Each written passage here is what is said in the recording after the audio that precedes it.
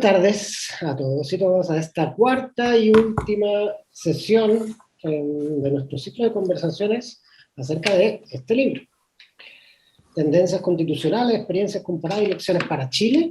El día de hoy vamos a conversar sobre el último capítulo del libro, Derechos Fundamentales, para lo cual tenemos a dos grandes invitados que nos acompañan. Marco Olivetti, espero que lo haya pronunciado razonablemente bien, de la Universidad de Munza. Sí. Él nos va a hacer el primer comentario. El segundo comentario será de Andrea Repetto, profesora de la Escuela de Gobierno de la Universidad Adolfo Ibáñez. Tenés que decir Repetto con dos T's también, Repetto, igual que Olivetti. Hay que suspender la T. Y hay un profesor en Italia que es de Derecho Constitucional que se llama Andrea Repetto. Te confundían con él, ¿o no, Marco? Se llama Giorgio Repetto. Pero sí, es un profesor más joven de Derecho Constitucional, sí. Un buen profesor de Derecho Constitucional. Bueno, tendremos primero el comentario de Marco, después el comentario de Andrea, unos 10-15 minutos cada uno. La idea después es conversar con los autores que también nos acompañan hoy. Por ahí veo a Francisco Soto y Alejandro Corbalán, que creo que también está con nosotros. Ese es un poco el programa de hoy. Tengo la impresión de que también iba a aparecer Pablo Rustable, nuestro decano, que nos iba a dar unas palabras, entiendo, al final, por la experiencia de este ciclo. Y, como siempre, le agradecemos a la Dirección de Extensión, que hace todo esto posible y se preocupa por difundirlo adecuadamente y que nos pueda acompañar tanto en esta plataforma como en Facebook. Así que, sin más introducciones, Marco, si por favor puedes proceder con tu comentario, te dejamos el micrófono por eso, de nuevo, 10-15 minutos para que nos cuentes tus aproximaciones a este capítulo. Gracias. Muy bien, muchísimas gracias. Para mí es un gran placer tener la oportunidad de comentar este libro de los profesores Corbalán y Soto.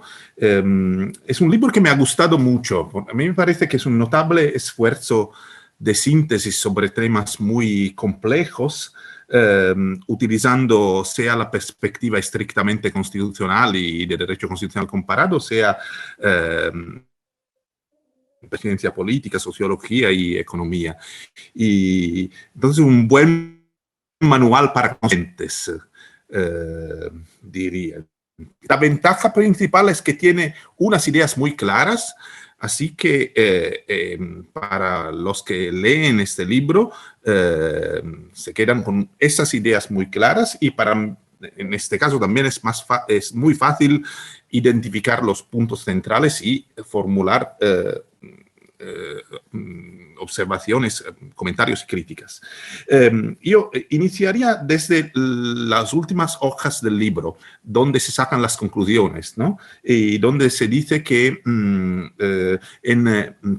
hay tres tendencias acerca del cambio constitucional en el mundo en estas últimas décadas, y que la situación constitucional de Chile está en contrastencias.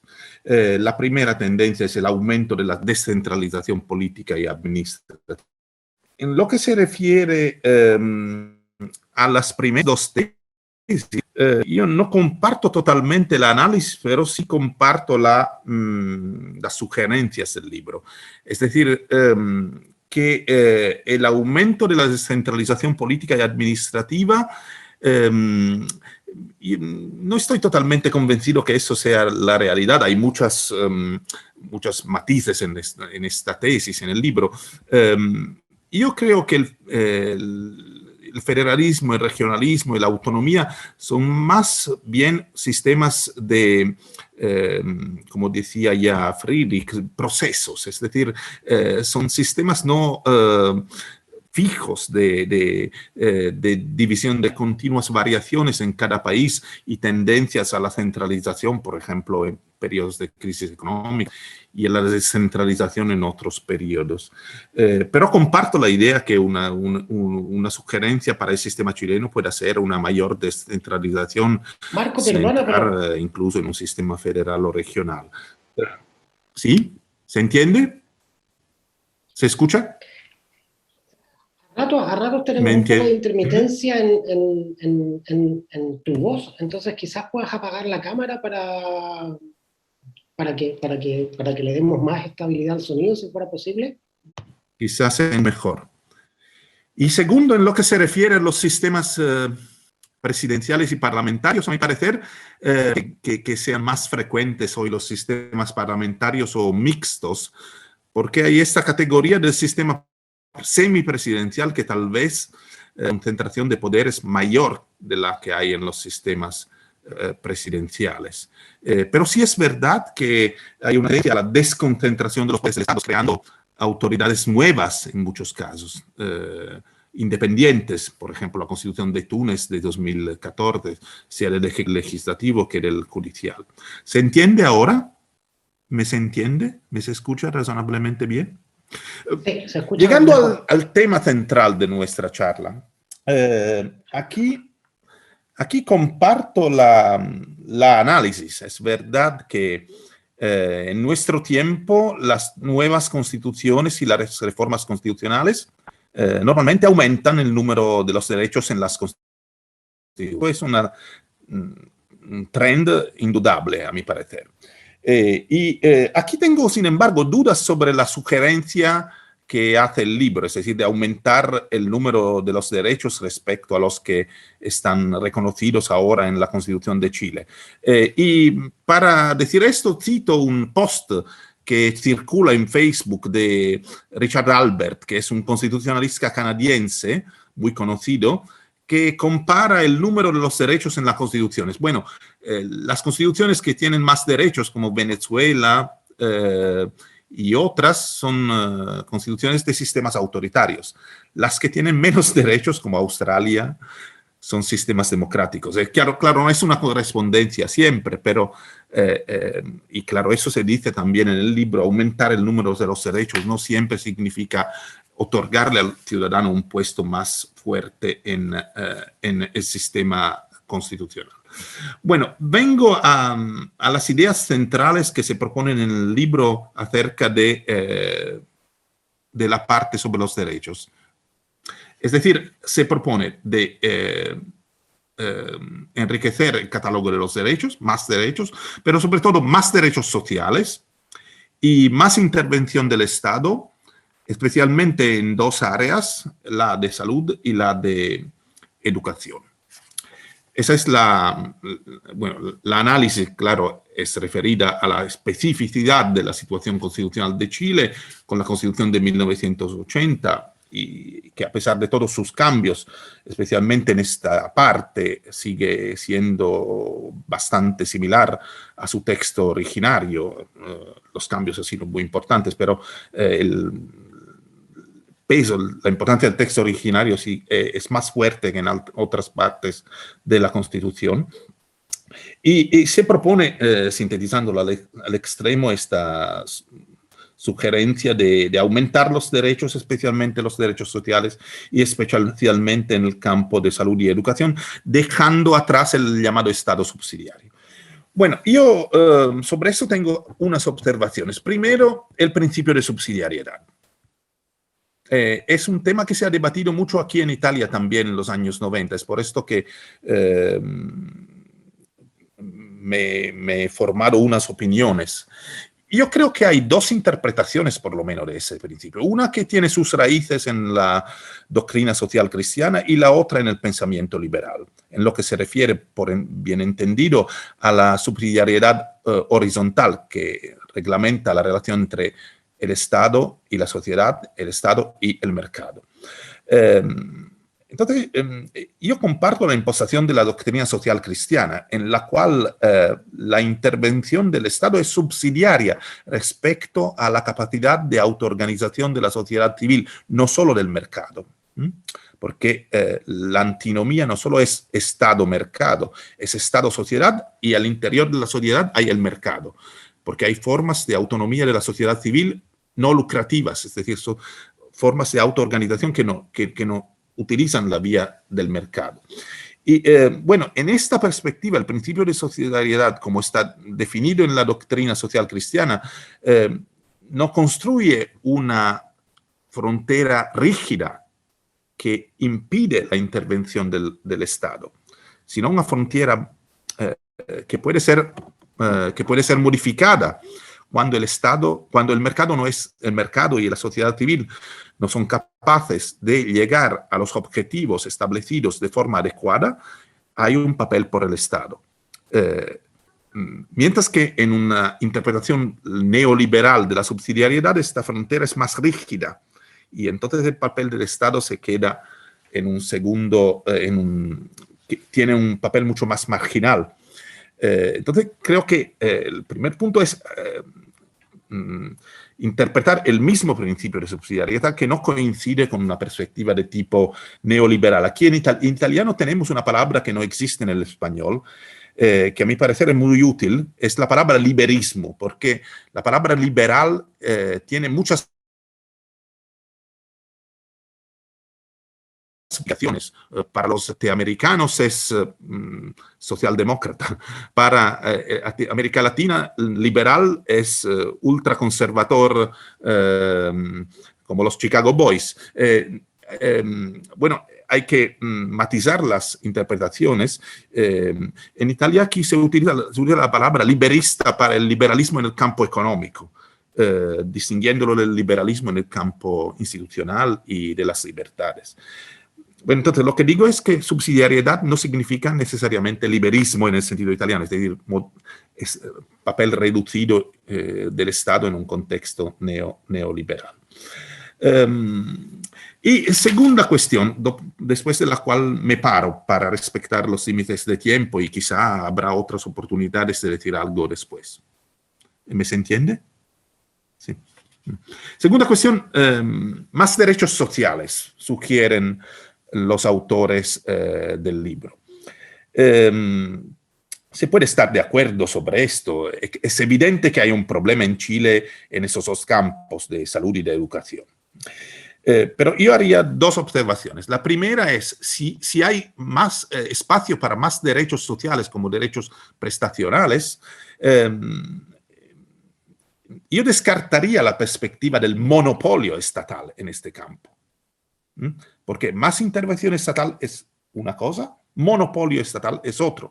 Y el monopolio estatal en este campo no es típico del Estado social de derecho, sino más bien del Estado socialista, y que son dos cosas muy diferentes. El Estado social de derecho equilibra los derechos sociales y las libertades. Hay que buscar un punto adecuado de equilibrio. Y segundo, por ejemplo, aquí en Europa, acerca de la protección constitucional de los derechos sociales, hay por lo menos 3 modelos diferentes. Y en el libro hay conciencia muy clara de estas diferentes soluciones. Los 3 modelos diferentes son, por ejemplo, que los derechos sociales no están en la Constitución, pero la Constitución reconoce el principio del Estado social. Esa es la solución alemana y en cierta medida francesa. En Francia, los derechos sociales están reglamentados por el preámbulo a la Constitución de 46. Entonces, no hay artículos que reglamenten los derechos sociales en la Constitución. Segunda solución es la española. Los derechos sociales tienen su lugar en la Constitución, pero como principios rectores de las políticas públicas. No tienen la misma estructura jurídica de los derechos fundamentales, pero sí son reconocidos en la Constitución. Y la tercera es la italiana y la portuguesa, en la cual los derechos sociales tienen el mismo estatus de las libertades fundamentales. Bueno, esos son 3 modelos. Sin embargo, yo no creo que haya mucha diferencia entre el tipo de Estado social entre Alemania, Italia y España. Claro, en los detalles hay muchas diferencias concretas, pero no en el modelo de Estado social. En todos casos se trata de modelos en los cuales hay una tendencia hacia la universalidad de las prestaciones públicas con un espacio para el privado y el mercado, privado social y privado mercado. Entonces, aquí vuelvo, y esa es mi conclusión, que sin embargo no es muy distante de lo que en el libro se dice cuando se analiza el derecho comparado desde este punto de vista. La constitucionalización de los derechos sociales puede tener su importancia, pero es un elemento de un panorama mucho más complejo y hay que estructurar bien los diferentes derechos sociales en los diferentes ámbitos, por ejemplo, estos de educación y salud. Quizá lo que es cuestionable en la Constitución chilena es una tendencia de tener un modelo más rígido y quizá aún hecho más rígido por la interpretación que por el texto y, claro, por la origen histórica.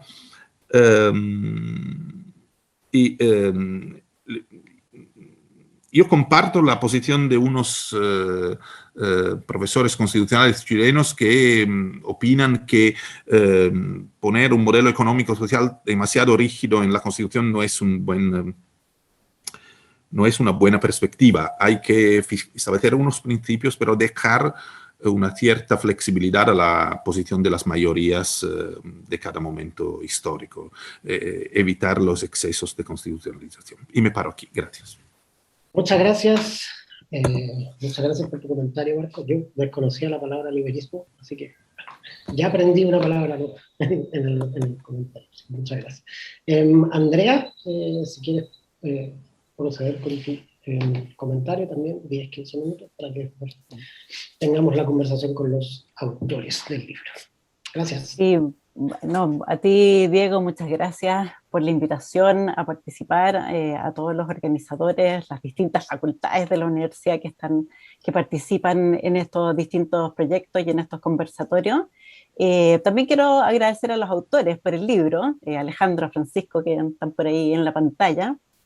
Mientras logramos que haya una elección, porque no hemos pasado atrasando elecciones y tenemos al menos un par de candidatos aquí hoy día que deben estar sufriendo la incertidumbre de cuándo se va a resolver esto, podemos empezar a trabajar. Y creo que lo que está haciendo este libro es que tenemos que conversar, tenemos que dialogar, no sobre la Constitución que deseamos, sino que también traer conocimiento. Y este libro trae eso, revisa de una manera, lo hace de una manera muy didáctica, para uno que no es constitucionalista, ni abogado ni constitucionalista menos, comparando nuestra Constitución con la que tienen los otros países del mundo.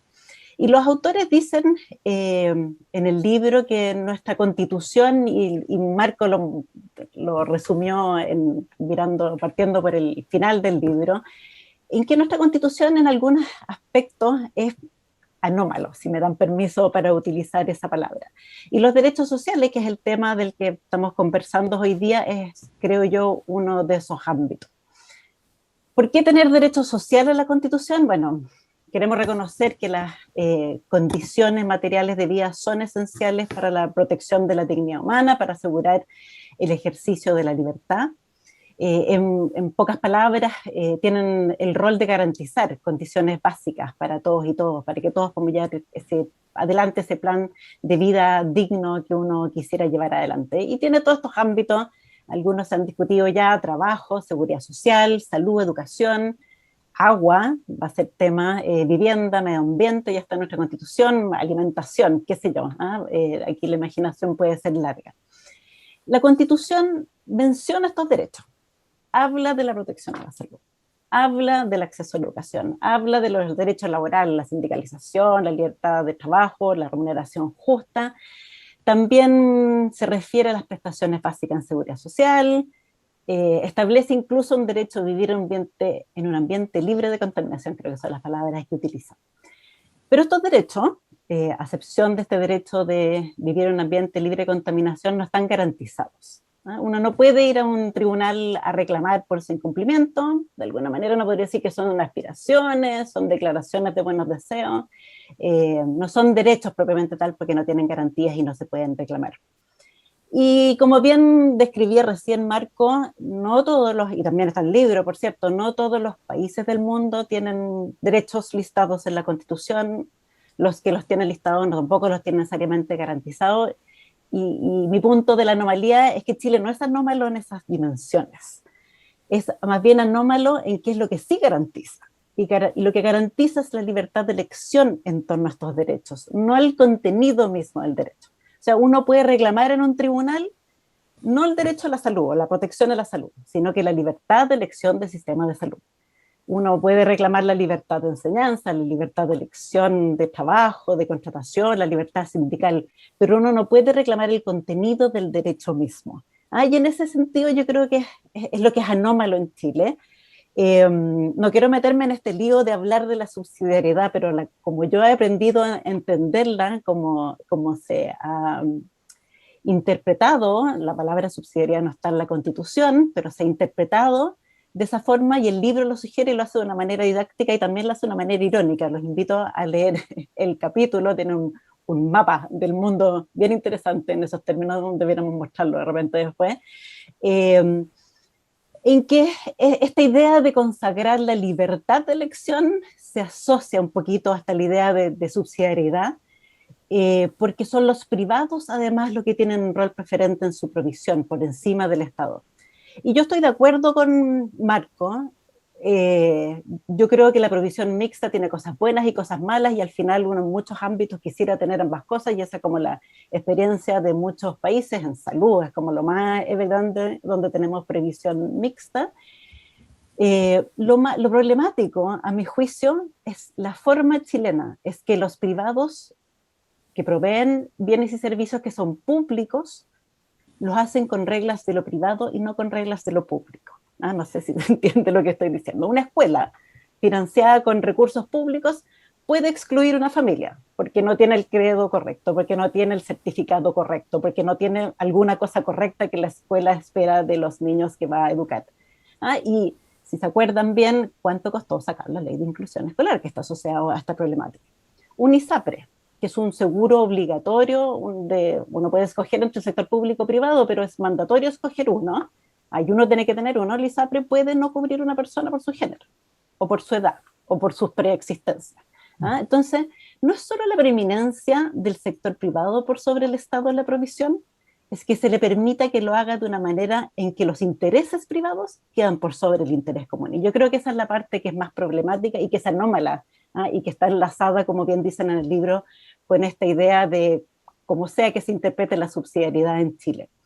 Entonces, al final, ¿qué es lo que ha sucedido en el país? Que hemos avanzado en garantías, pero sí a través de tribunales. Los casos más emblemáticos son el financiamiento de medicamentos, prestaciones médicas que o no están cubiertas por la ley o no están cubiertas por los programas de salud, amparándose en el derecho a la vida, que ese derecho sí que tiene tutela. La misma línea, los dictámenes recientes de la Corte Suprema que obligó a algunos municipios de Nogales y Petorca, si no me equivoco, a asegurar 100 litros de agua al día a todos sus habitantes. Y nuevamente, por el derecho a la vida. No es el derecho al agua, es el derecho a la vida lo que hizo que hubiese esta exigencia. Ese mapa, perdóneme, pero eso es una ironía. No hay otra interpretación. Francisco y Alejandro nos pueden decir lo que querían decir con ese gráfico y no sé cómo ponerlo. A mi juicio, este es uno de los temas más importantes del debate constitucional que se viene y que ya estamos adentro. Probablemente es el más sentido por la ciudadanía. La falta de acceso, la inequidad en las prestaciones está en parte, creo yo, detrás de las demandas del estallido social. Quizás la más problemática, la más grave es salud, porque las cifras son dolorosas. Según el Ministerio de Salud, la espera mediana para una consulta especialidad en el sector público son 280 días. O sea, la mitad de las personas esperan 280 días o más en el sector público para la atención de consulta en especialidad. Cuando es una intervención quirúrgica, la espera mediana son 391 días. La mitad de las personas esperan 391 días o más para tener una intervención quirúrgica. Al año se mueren en Chile unas 25.000 personas esperando una cirugía. Y eso es más o menos la cantidad de personas que han fallecido a raíz del COVID en el último año, y que tenemos todo detenido por el distanciamiento social. Estamos probablemente los que estamos en este Zoom en este minuto, estamos, si no todos, en cuarentena, casi todos estamos en cuarentena, con los costos no solamente económicos, sino que sociales. violencia intrafamiliar, deserción escolar, dificultades educativas, hacinamiento, violencia de género, toda la problemática social hemos estado disponibles a aceptarlas para evitar estas muertes, que no evitamos el resto del tiempo. Yo creo que ahí tenemos un problema muy grave y que detrás de esto es uno de los grandes motivos por los cuales estamos justamente en este proceso. Así que yo creo, y también espero, debo decirlo, que la Convención sí va a acordar un catálogo de derechos garantizados. Es una demanda que es muy sentida por la ciudadanía, es muy difícil para el mundo político no responder a ella. Incluso si uno mira las campañas, la derecha también está proponiendo esta lista. Por ejemplo, Christian Monkever, que fue presidente de Renovación Nacional, que fue ministro de varios ministerios en este gobierno, él habla de una pensión básica universal, igual a la ley de la pobreza, y habla, no me acuerdo el vocabulario exacto, pero habla de vivienda y barrio digno. Y también está recogido en el proyecto de Bachelet del 2018, que yo sospecho que va a ser de alguna manera el ancla que va a estar mirando la centroizquierda que esté en la Constitución, como un parámetro, así como qué es lo que deseamos. Y esto que resultado va a ser independiente si tener o no una lista de derechos garantizados en la Constitución asegure que esos mínimos efectivamente alcanzan a la ciudadanía. Más de alguien ha sugerido que, pucha, Brasil y Colombia tienen estas largas listas de derechos y uno observa que en realidad eso no les ha cambiado necesariamente la vida a la ciudadanía. Yo creo que ahí, además, entre las otras cosas del aporte del libro de Alejandro y Francisco, es justamente, están sobre las implicancias de garantizar estos derechos económicos, sociales y culturales en la Constitución. Es súper difícil hacer este análisis, pero ellos sugieren que no habría un efecto del gasto del gobierno en partidas, así por ejemplo en educación y salud, pero sí sobre indicadores relevantes, esperanza de vida, mortalidad infantil, en pobreza, que hay alguna correlación y que algo hacen. Quizá a Colombia y a Brasil hay que darle más tiempo para que esto se empiece a notar. Así que yo imagino que vamos a terminar con una constitución que va a hablar de derechos garantizados en salud, educación, vivienda, seguridad social, quizá agua, alimentación, derechos digitales. Uno escucha a los candidatos de la convención hablar de esas cosas. Y la discusión va a estar en cómo los vamos a garantizar y cómo los podemos hacer sostenibles fiscalmente. Marco describió distintas formas de garantizar estos en términos de cuál era su resultado en la universalidad de estos derechos, pero también tenemos que discutir sobre cómo se financian, porque yo creo que aquí estamos ya de acuerdo que un Estado endeudado, un Estado frágil, un Estado que no puede responder a estos derechos cuando hay que recortar algo, lo que se recortan por lo general lo primero son los beneficios sociales. Y hay distintas alternativas que pueden ser complementarias. Una es que la propia Constitución incluye un principio de responsabilidad fiscal, de modo que estas garantías y derechos que se consagren se tengan que financiar de manera sostenible. La propuesta de Bachelet del 2018 hizo eso. Otra que a mí me parece atractiva es lo que describió Marco como la solución española, en que sea la ley la que desarrolle los contenidos de los derechos sociales, porque eso permite ordenar la cosa fiscal al mismo tiempo y además asegura cierta equidad en cómo se aplican estas garantías, que todos los jueces las estén interpretando exactamente, que es una vivienda digna, que para todos sea, estoy inventando, 40 metros cuadrados y no 250 con piscina o 100 con patio, qué sé yo, que todas las personas obtengan la misma garantía y sea la discusión democrática de los programas sociales las que lo vayan definiendo. Así que solo para cerrar y no abusar tampoco del tiempo conferido, quiero enfatizar que yo estoy esperanzada en este proceso, alto y bajo, como todo el mundo probablemente, a veces estoy optimista, a veces estoy pesimista, en promedio yo digo que estoy esperanzada, porque nuestra democracia tiene problemas, pero lo estamos enfrentando con herramientas de la democracia. Tuvimos un plebiscito con altísima participación a pesar de la pandemia.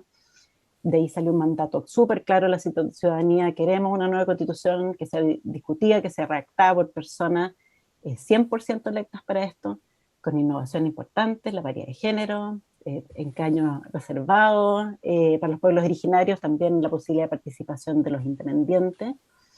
Necesitamos una nueva constitución y creo que podemos construirla también de una nueva forma, conversada, con participación y con alta representatividad. Así que espero que quienes lleguen a la convención lo hagan con el afán de dialogar, de lograr acuerdos, conseguir un contrato social mucho más inclusivo que el que nos rige hoy.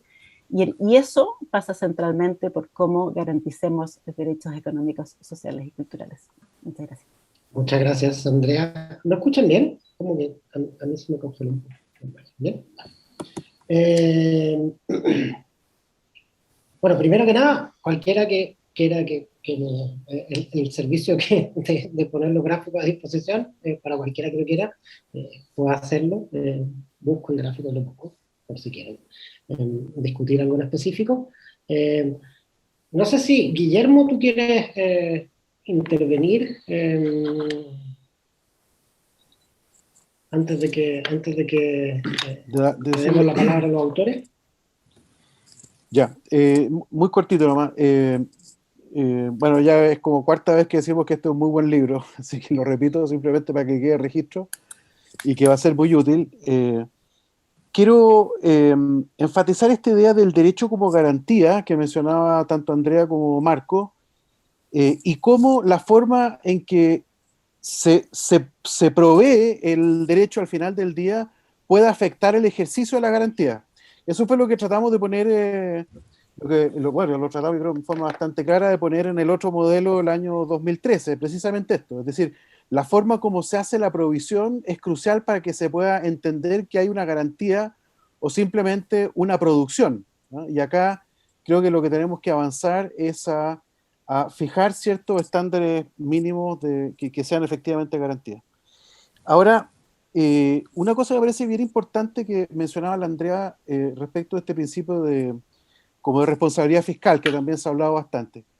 Yo creo que hay que enmarcar ese principio de responsabilidad fiscal en un contexto más amplio de un acuerdo intergeneracional, porque es bien interesante que la familia, cuando uno habla con la gente y le pregunta, mucha gente te dice, mire, yo estoy seguro que la Constitución a mí no me va a afectar nada en mi vida, sobre todo los más viejos, ¿no es cierto? Pero todos te dicen, yo voy a votar y me preocupo porque esto es importante para mis hijas, mis hijos, para mis nietas, para mis nietos. Entonces, cuando uno lo piensa como un contrato intergeneracional, yo creo que es interesante porque el principio de responsabilidad fiscal adquiere una connotación no de guardarle la billetera al fisco y para dejar tranquilo a los ministros de Hacienda, sino porque en realidad esas niñas y niños tienen que tener una cierta certeza de que lo que estemos prometiendo hoy también va a ser posible para que ellos adquieran mañana. Entonces me gustaría sugerir que ese principio de responsabilidad esté enmarcado en una visión más amplia, que es muy espontánea en la gente, que es este acuerdo intergeneracional. Y después una pregunta, y que es lo siguiente: ¿por qué algunos países tienen en su constitución los derechos sociales y otros no? Yo creo que lo que hace, muchos sistemas políticos utilizan la Constitución como una forma de un instrumento de último recurso para tratar de cambiar la realidad, para tratar de imponer ciertas formas de inclusión, para tratar de resolver discriminaciones, para tratar de mejorar desigualdad, porque no lo han podido hacer a través de los mecanismos tradicionales. Entonces, me parece que es curioso, por ejemplo, que lo que decía Marco, ¿no es cierto?, que un país como Alemania, que tenga una sola remarca general en la Constitución y sin embargo el sistema político provea generosamente, diría yo, una seguridad social bastante buena. Lo mismo pasa en Suecia. Entonces me parece que el problema es estructural latinoamericano, y Chile no escapa a ello, y lo que hay que tratar de resolver, por lo tanto, es cómo el sistema político va resolviendo efectivamente estas demandas, y la declaración del derecho social puede ser útil, pero en el entendido que somos capaces de cambiar el sistema político de tal forma que gradualmente, incrementalmente vaya resolviendo el problema. Esa es pregunta, la última, Marco. No sé si se entendió que era pregunta, pero era pregunta. No he entendido todas las palabras, pero creo de haber entendido el sentido de la pregunta, ¿no? La relación entre las posiciones constitucionales de un lado y el papel de las fuerzas políticas en implementar las garantías sociales. Sí, yo creo que lo que ha sido común en Europa en el periodo después de la Segunda Guerra Mundial, pero ya iniciando al inicio del siglo XX, antes de la Primera Guerra Mundial, ha sido la existencia de fuerzas políticas organizadas de masa, no solo de izquierda, que al final han llegado a un cierto consenso sobre unas políticas sociales. Por ejemplo, los partidos demócratas cristianos e incluso varios partidos conservadores, en España el PP de hoy, comparten la idea del Estado social. No es una idea de izquierda soltanto. La manera en la cual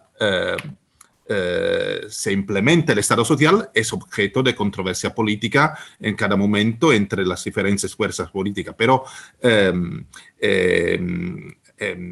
solo en unos momentos específicos, por ejemplo con el thatcherismo en Inglaterra o al inicio del periodo de Berlusconi en Italia, unos partidos de derechas han levantado la bandera de la reducción del papel del Estado social. Normalmente las fuerzas moderadas y conservadoras comparten la idea de la defensa del Estado social. Entonces, el asunto es cómo crear un consenso entre las fuerzas políticas sobre los objetivos del Estado social, y eso es algo que se alcanza solo muy gradualmente. Si puedo decir otra cosa muy brevemente, es que, atención, quizá me salía esta observación escuchando la intervención muy interesante de la doctora Repetto. Atención, pero sin embargo, a no buscar en la Constitución soluciones que solo la ley y la administración pueden dar. Porque, por ejemplo, yo podría decir que el problema de la espera mediana es un problema que aquí en Italia es el gran problema de los sistemas de salud y de las diferencias, por ejemplo, aquí, que el sistema de salud está regionalizado entre los tiempos en unas regiones y en otras, ¿no? Los tiempos para acceder a una cierta prestación, su nivel de calidad. Entonces, eso no es un problema que se puede resolver con palabras en la Constitución. Y es un problema de eficiencia de la administración en este campo. Y segundo, atención a transformar los derechos sociales en derechos que tienen el mismo régimen de los derechos de libertad, porque esos derechos necesitan políticas colectivas. Individualizarlos de manera excesiva, y eso la experiencia de Brasil lo enseña,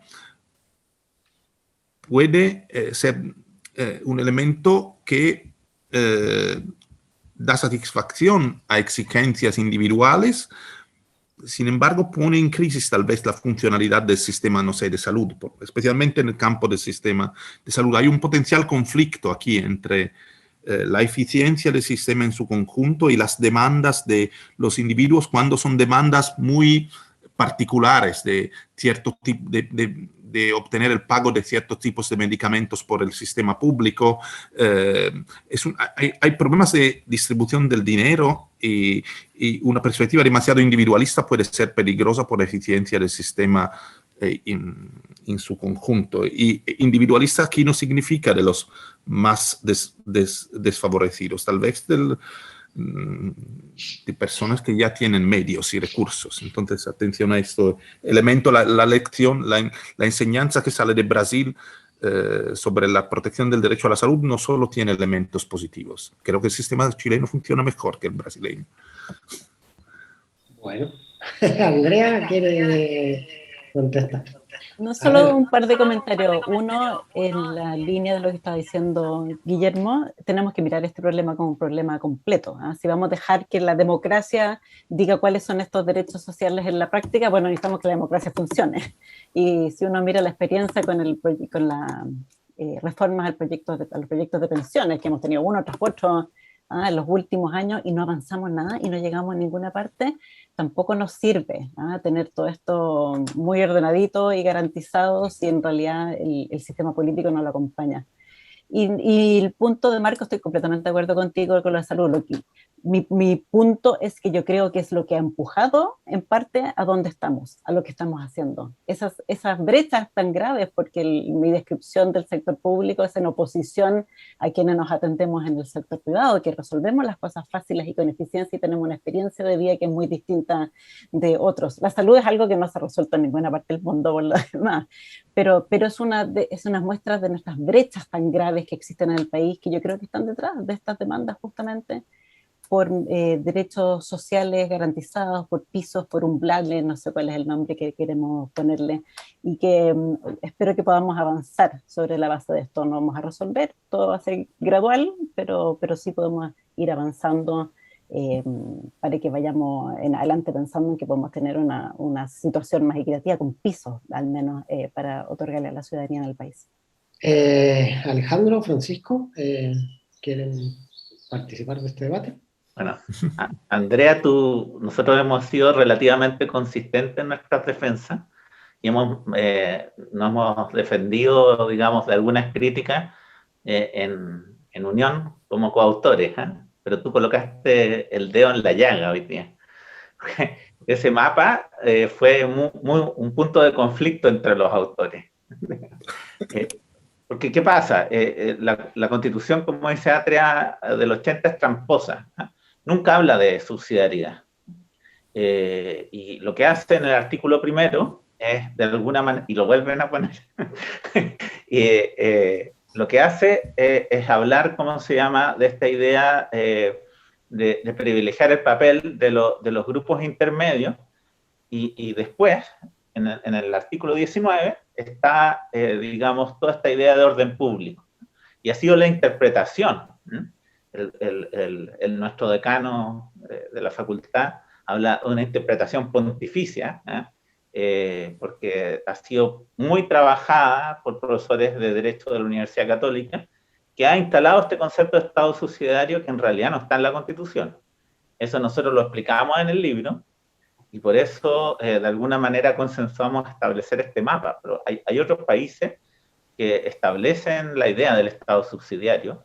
Tenemos la experiencia cercana de Perú, pero que no lo hacen con esta virulencia interpretativa que a lo mejor también cuesta entenderlo a un extranjero, que nos impuso, digamos, justamente prácticamente un modelo económico a partir de una forma de Estado, una práctica de alguna manera recurrente, con mucho costo social y político, que ha sido uno de los factores de nuestra crisis. Entonces, de alguna manera, reivindicamos la idea de que Chile es un país único en esta manera de interpretar el papel del Estado en la economía.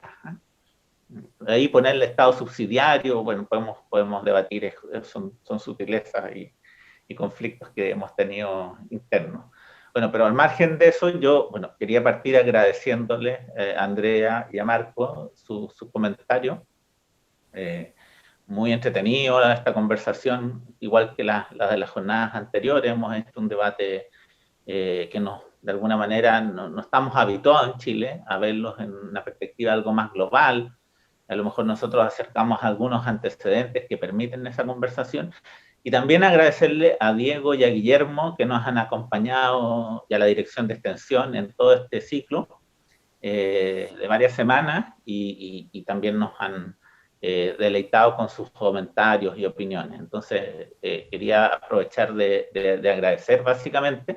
Y por último, simplemente decir que lo que nosotros tratamos de hacer, más que mostrar nuestras propias opiniones sobre los temas constitucionales, es ver ciertas tendencias constitucionales. Y en materia de derecho, la tendencia es muy, muy evidente.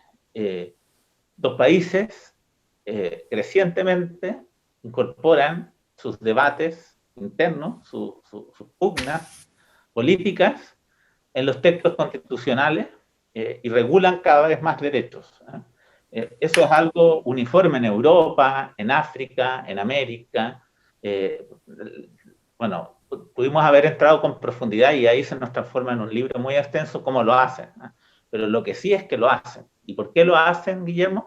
Lo hacen porque las constituciones terminan siendo expresión de valores de la sociedad, y las constituciones ya no se hacen como se hacía en la década de los 70 entre algunos intelectuales inteligentes y de alguna manera eruditos que representan a la sociedad, sino que la gente quiere comprometerse en la elaboración de las constituciones, y eso ha sido cada vez más fuerte y más evidente. Y justamente porque se produce eso, porque las constituciones llegan a ser participativas, son hitos, verdaderos hitos, donde la gente establece una suerte de priorización de los valores que los representan. Y básicamente hacen un catálogo o una proyección de las aspiraciones de la sociedad. Entonces, ese proceso es un proceso muy relevante y de alguna manera impone un desarrollo posterior legislativo, pero finalmente termina siendo un punto de encuentro y de reconciliación. Y esperamos que eso pase en Chile, digamos. Entonces, cuando se dice de qué sirve incorporar derechos en las constituciones, sirve justamente para eso, para generar cohesión social y de alguna manera establecer una hoja de ruta, que después se podrá implementar de distintas maneras y con distintos énfasis. Pero yo creo que eso, que muchas veces se menosprecia, es muy importante y permite justamente reconciliar a las sociedades y de alguna manera instalar un sentido colectivo. Entonces, yo creo que eso tratamos de mostrar en el libro. Obviamente, la forma en que se hace nos obligaría a hacer un texto ya concentrado en derecho, pero que claramente el punto que quisimos dejar instalado es que la práctica de regular derechos en las constituciones es algo que ha ido, como se llama, uniformando a la sociedad occidental. Y creo que ese es un punto muy relevante que los constituyentes lo tienen que tener sobre la mesa. Bueno, yo quería hacer también un par de comentarios menores. Quiero partir agradeciendo en primer lugar a Marco y a Andrea.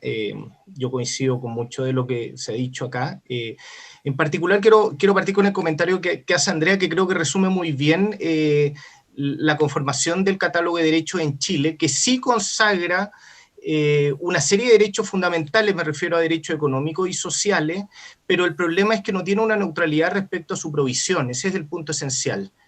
Transforma estos derechos sociales en una suerte de derechos, en una suerte de mercado, y esto es una anomalía, esto es una aberración en el contexto de las constituciones modernas.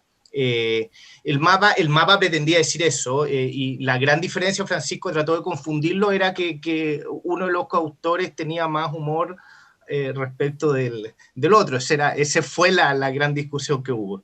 Ahora, es cierto que el asunto de la subsidiariedad es un debate en sí mismo. El problema es que la subsidiariedad en Chile se entiende como un estado mínimo, es un sinónimo de estado mínimo. Así que quizás el título del mapa podría ser otro, pero esta no neutralidad respecto a la provisión sí efectivamente es única. También estoy de acuerdo con Marco en cuanto a que el número de derechos no puede crecer indiscriminadamente. Tenemos varios ejemplos en Latinoamérica en que eso ha ocurrido. A pesar de eso, Chile sigue estando atrás en algunas dimensiones evidentes. Estoy pensando en derechos de tercera generación, en derechos a la vivienda. En ese sentido, el catálogo sí hay espacio para que sea un poco más numeroso, y luego viene, por supuesto, el problema de garantizar estos derechos.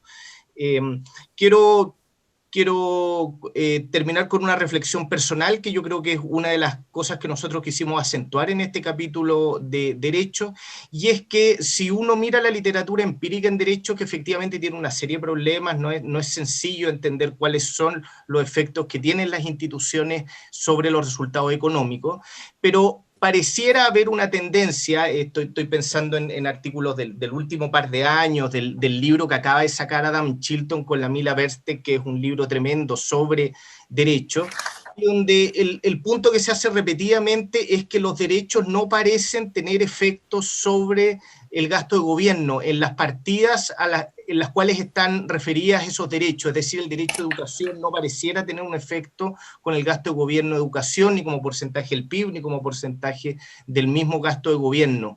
Esto aún en el caso en que los derechos son garantizados. Es cierto que hay algunos efectos sobre las variables de resultado, pero es difícil pensar cómo estas variables de resultados podrían estar siendo afectadas sin que se afecte el gasto fiscal. la moraleja que nosotros sacamos de eso no es que los derechos no importan, sino que efectivamente los derechos, y se ha comentado acá, están en un determinado contexto institucional. Pensemos, por ejemplo, en el mismo sistema de gobierno. Guillermo hablaba de por qué algunos países consagraban derecho o no, y los países parlamentarios típicamente no tienen derecho, mientras que los países presidenciales tienden a tener muchos derechos. A la vez, los sistemas parlamentarios son sistemas en los cuales el gasto de gobierno es mucho más amplio, así que parecería ser que los derechos están actuando como una manera de paliar la extrema disciplina fiscal que tienen los sistemas presidenciales. Nosotros estamos trabajando en una tesis con un alumno en que mostramos que efectivamente están operando de manera distinta los sistemas de derecho en países presidenciales y países parlamentarios. ¿Qué es lo que queremos decir con esto? Y Guillermo lo resumió muy bien en el primer capítulo de esta serie de cursos que hemos hecho del libro, es que el sistema de derechos no basta. A nosotros nos preocupaba con Francisco que veíamos que gran parte de la discusión constitucional estaba basada en la discusión de derechos. Y efectivamente la manera en que opera el sistema político, el tipo de gobierno y las otras características que tienen la institucionalidad de toma de decisiones políticas es fundamental en la manera en que estos derechos se van a traducir en resultados. Por lo tanto, a nosotros nos parece que los derechos sí son importantes, como dice Francisco, son una guía, y son una guía hacia valores que son propios del siglo XX y del siglo XXI, principalmente la igualdad. Pero creemos que esos derechos no bastan si no tenemos un sistema democrático y un sistema político eficiente que sea capaz de que esos derechos, la consagración de esos derechos sean garantizados, más allá de las garantías que puedan presentar las Cortes de Justicia. Así que bueno, vuelvo a agradecerle a la Andrea y a Marcos, que yo creo que los comentarios van en esta dirección, y es algo que nosotros hemos discutido con Francisco. Creemos que en el tema de derecho es alguno de los temas en los cuales vamos a lograr mayores consensos a nivel político. Van a haber discusiones respecto al derecho de agua y ciertos derechos que van a haber... pueden ser un poquito más delicados, digamos, pero creemos que este es una materia en la cual se va a imponer cierto consenso. Muchas gracias. Yo voy a aprovechar mi rol de moderador para solamente mostrar también otras cosas que tiene el libro. Tiene, por ejemplo, a mí me gustó mucho este gráfico, que yo creo que ilustra un poco esta idea de la gracia que tiene el derecho comparado, que te da como una perspectiva distinta a con la que tú entrabas. Entonces, uno puede entender que uno sienta que Chile es tan distinto de Latinoamérica, que tiene como pocos derechos consagrados, pero con respecto al mundo no está tan lejos de la mediana. O sea, efectivamente la mediana estaría por ahí, estamos pasados de la mediana hacia abajo en el número de derechos. Claramente, si nos miramos con la región, es distinto, pero hay otros países de la región que también están en una situación similar. Y para, digamos, pasar por todos los gráficos del capítulo, también está que a mí también me pareció súper interesante. Esta idea de que importa, claro, no es un cambio del cielo a la tierra. Aquí, digamos, está mortalidad infantil por 100.000 niños con vida, o sea, una medición del éxito de la salud pública. Y con derechos exigibles hay una diferencia, claramente, tanto en países ricos como en países pobres. No es una diferencia abismante, pero digamos, esta barra es más chica que esta barra, y esta barra es más chica que esta barra. Eso, porque yo quería pasar por los otros gráficos que están también en este libro. No sé si ya estamos casi sobre la hora, pero tenemos un par de minutos por si nuestros comentaristas quieren decir algo más.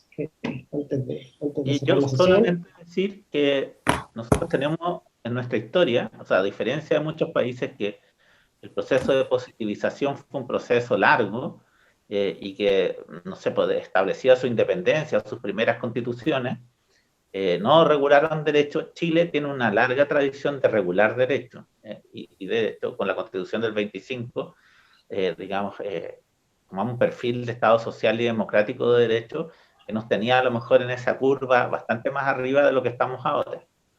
Entonces también es importante compararnos con nuestra historia. Nuestra historia fue de regular derechos, además de trabajar muy fuertemente desde el Congreso en el desarrollo de esos derechos, ¿no?